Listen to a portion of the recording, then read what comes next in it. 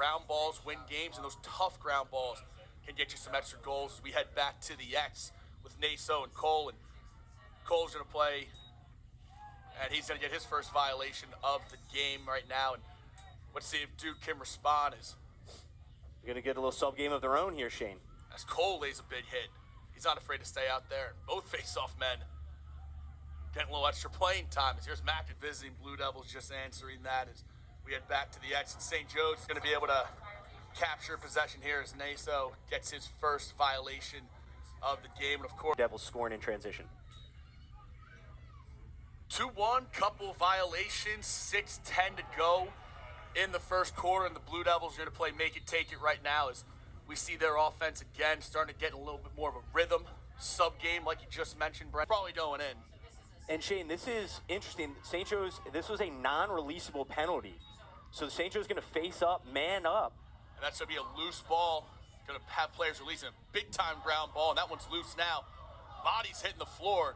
A mosh pit out there as Levi Virch gets it over to Zach Cole, and Cole will find Anderson. And the Hawks defense had two guys covering one, didn't communicate to rotate and get off the crease there. And against a team like Duke, you gotta know where your man is and where the ball is at all times. So they will make you pay just like that. As we go back to the X's, Duke's able to win this one here.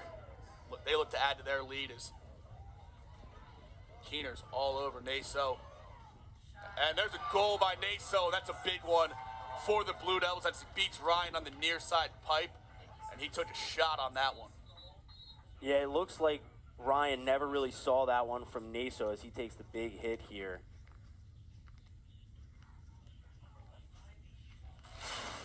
And as you see on the replay here, St. Joe's pressing out, making him beat the pole, and he does that, puts it to a good spot.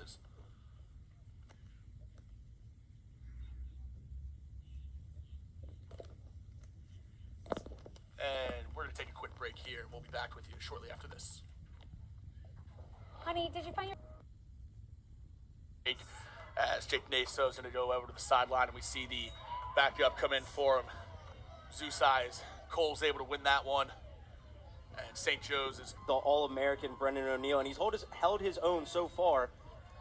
As looks like going to get a violation there again on the Blue Devils. That's 2 for them. The next one will result in a man up for St. Joseph's. We saw them score early. We've seen St. Joseph's now score with a garbage goal in front, a man up goal, and a tough riding goal as well. So they're finding ways to score outside of 6-on-6 is what they're going to have to do against this talented Duke roster from top to bottom. As Virch is putting some heavy pressure on in first half.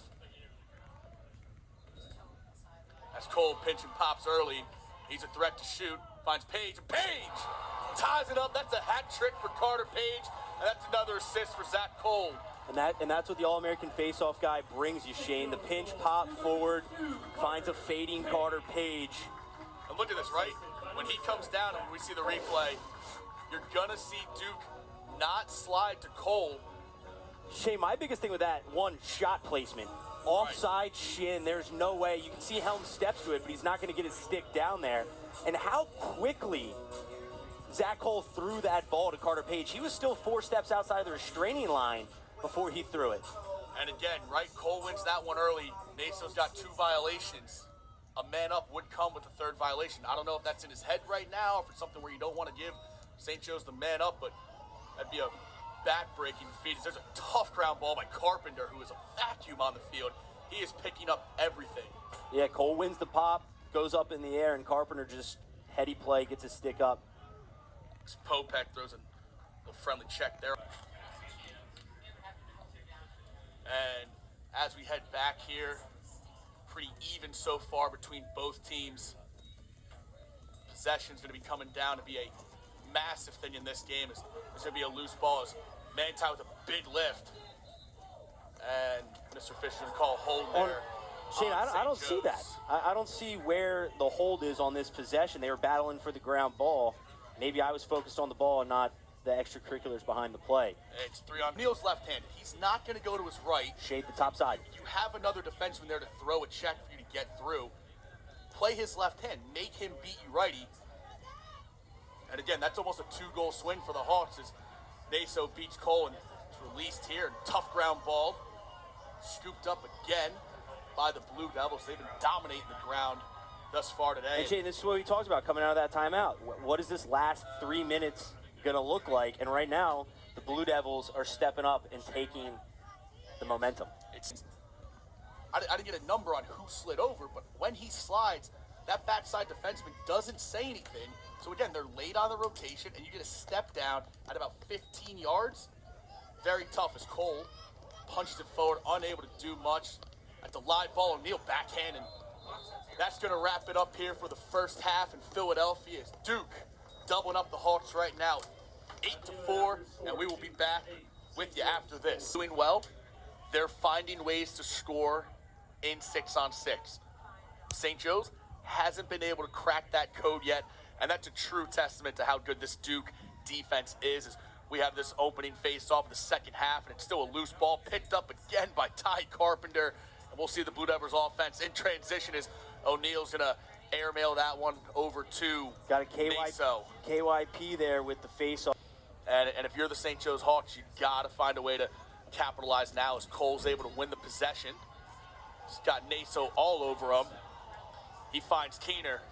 Keener's going to step down hands-free, and that's a gumball. You got to change planes there. And Carter Page is really, he's having one of his better games so far this year as we make our way back to the face-off X with Naso and Cole. Where if St. Joe's wants to start to cut into this, it's going to start there. As Naso's able to scoop that one over to his teammate. That's 20. That's Jack Gray. Short stick defensive midfielder for the Blue Devils. As we see their offense, they hit the number 4 team in the country. As we head back to the X between possibly 2 future All-Americans. Cole gets the nod in this one. And the St. Joe's offense is really trying to get things going here. Still a cloudy day on each. Beat his man and score a goal off a dodge is something that you will take every single day as Cole wins it forward. Dumps it over to Popek, but that one's going to be intercepted by Naso. And again, a turnover for the Hawks in the middle of the field, Shane. Here comes McGuire. Who can win the first 5 minutes? Duke won the first 10 minutes of the third quarter. And they continue it rolling. As they pick up this ground ball here. And they're probably going to want to slow it down, take as much time off the clock in each possession, and not settle for a good one, settle for a... Shane, talk about a stretch there. Big save for Ryan on O'Neal to a transition goal the other way. Naso drags. Going to call a hold on Cole. Little showmanship there to draw the penalty. And again, Duke able to retain a possession. Here, ESPN Plus, Sweeney Field, the number 4 Blue Devils are looking to close out St. Joseph's here as Carter Page just scored his 5th goal of the game.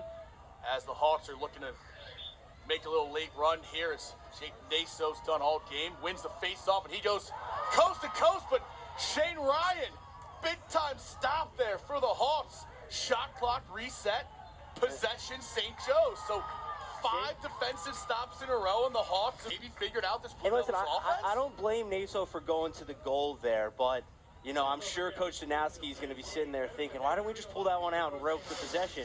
Here's life now with 2:17 down by 5. St. Joe's puts Verge back up on the wing, and that's going to be a hold. St. Joseph's ball, so a little bit of hope now. Cole over to Verge. And Anderson sweeping to that left hand is there. And actually, Shane, the penalty is going to be locked in, so the Hawks are going to face off man up.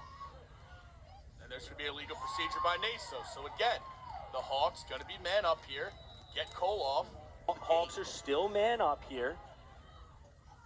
Can they make a little magic now? 18 seconds left on the penalty. Cole wins it, but he's going to violate now. That's a backbreaker, Shane. And this is where it gets interesting because now St. Joe's can double. They're trying to get Cole off. Popek and Verch on the ball. And they're going at him. They get Ledman. He's going to probably leg it out. That'd be what, Duke has the timeout in their back pocket if they need it, if their man gets into trouble.